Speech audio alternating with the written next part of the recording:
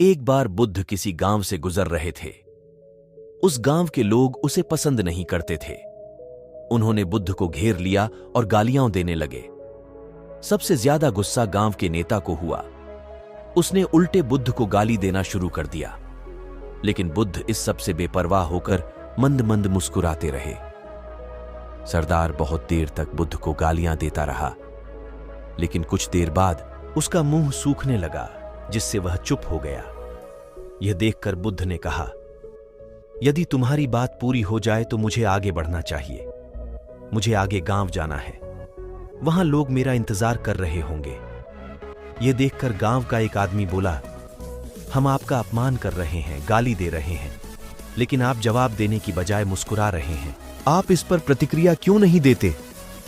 बुद्ध ने कहा, वत्स, तुम्हें आने में थोड़ी देर हो गई। 10 साल पहले आते तो मजा आता, क्योंकि 10 साल पहले मैं भी तुम्हारे जैसा था। यदि उस समय तुम मेरे बारे में बुरा बोलते या मुझे गाली देते तो मैं भी क्रोधित हो जाता। इससे ज्यादा तो मैं तुम्हें गाली देता। संभव है कि वह शारीरिक हिंसा का भी सहारा ले, लेकिन अब मैं आगे बढ़ चुका हूं। मैंने अपना सारा गुस्सा और नफरत पीछे छोड़ दी है।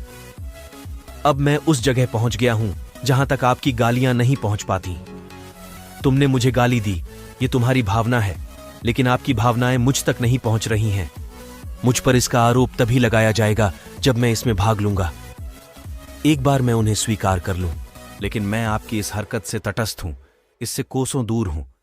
यही कारण है कि मैं अभी भी पहले की तरह शांत हूं। यह सुनकर सरदार बोला, अरे ऐसा कैसे? मैंने तुम्हें गालियां दी हैं और पूरे गांव के सामने तुम्हें गालियां दी हैं, फिर इसे लेने या ना लेने का क्या मतलब? बुद्ध ने कहा, वत्स, मैं कल एक गांव में गया था। वहां लोगों ने मेरा उपदेश सुना, वे बहुत खुश हुए। ग्राम प्रधान मेरे लिए मिठाइयां लेकर आए और मुझसे खाने का आग्रह करने लगे। मैंने कहा, मेरा पेट भर गया है, इसलिए मैं इसे स्वीकार नहीं कर सकता।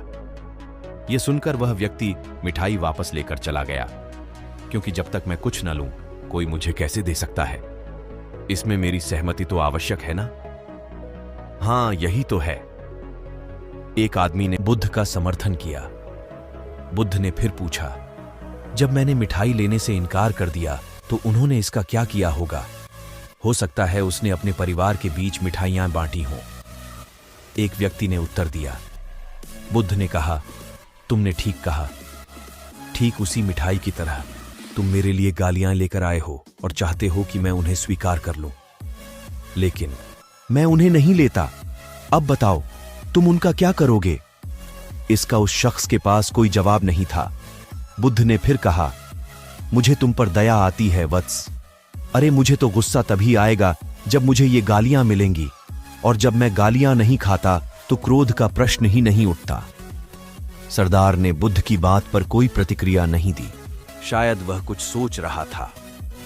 बुद्ध ने कहा, मैं अपनी आंखों से देखता हूं कि गाली एक कांटा है जो देने वाले और लेने वाले दोनों को क्रोध से पागल कर देती है।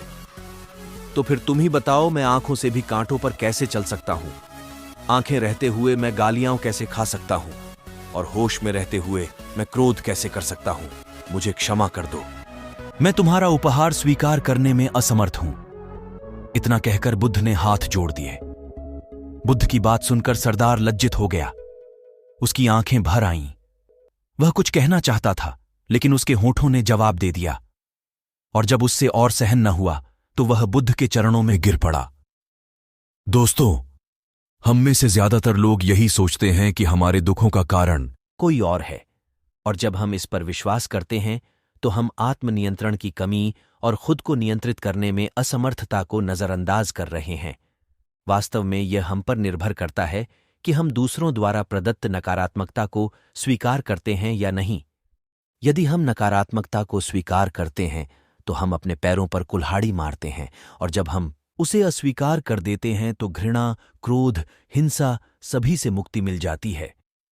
दोस्तों, हम आशा करते हैं कि आपको यह बुद्ध की कहानी, जब कोई अपमान करता है, पसंद आई होगी। अच्छी लगी हो तो लाइक करके हमें मोटिवेट जरूर करें। धन्यवाद।